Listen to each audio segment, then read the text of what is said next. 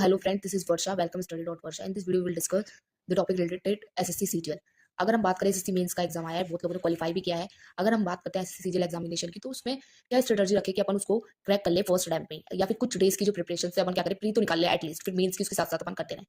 Just before seeing this video please like and subscribe my channel.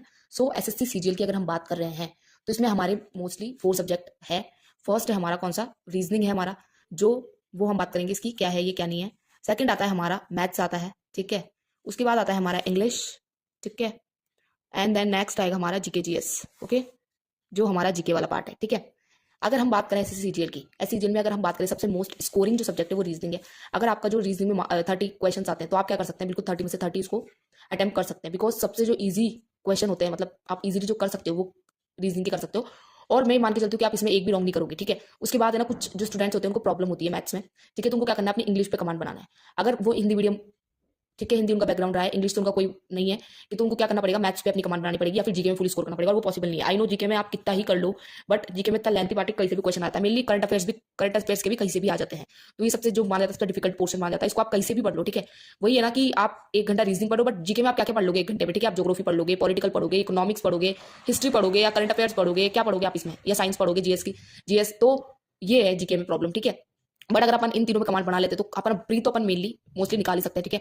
उसके बाद अगर हमने बात करा सीजीएल का, तो हम क्या करेंगे, पहले तो इंग्लिश जो उसके बेसिक टॉपिक्स है उसको कवर करेंगे, लाइक जो भी हमारे पार्ट्स ऑफ स्पीच के टॉपिक हो गए, ठीक है, पहले उसको कवर कर लेंगे। एंड देन जो हमारा टेंस हो गया, नरेशन हो गया, ठीक है, और जो वॉइस हो गया हमारा, ये सब उसको इसमें कर लेंगे, हम क्या कर लेंगे, कवर कर लेंगे इंग्लिश के अंदर। उसके बाद क्या करेंगे, हम हमारे जो प्रीवियस ईयर पेपर्स है उसकी प्रैक्टिस करेंगे, एनालाइज करेंगे हम कहाँ मिस्टेक कर रहे हैं, कहाँ हमारी गलती हो रही है हमसे, कि हम इंग्लिश को क्वालिफाई नहीं कर पा रहे हैं। तो वो हमें एनालाइज, हिंदी मीडियम के लिए जो हमें कमांड बनानी पड़ेगी वो इस तरीके की स्ट्रेटजी फॉलो करनी पड़ेगी। एंड नाउ नेक्स्ट मैथ्स की बात करते हैं।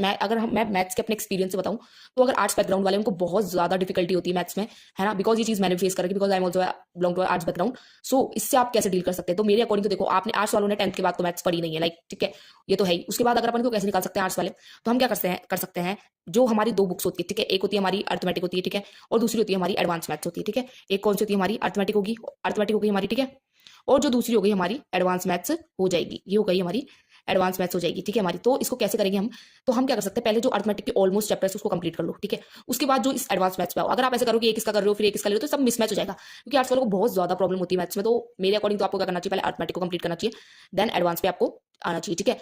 तो अर्थमेटिक में जो basic scoring chapters like percentage हो गया, प्रॉफिट लॉस हो गया, ठीक है, वो आप कर सकते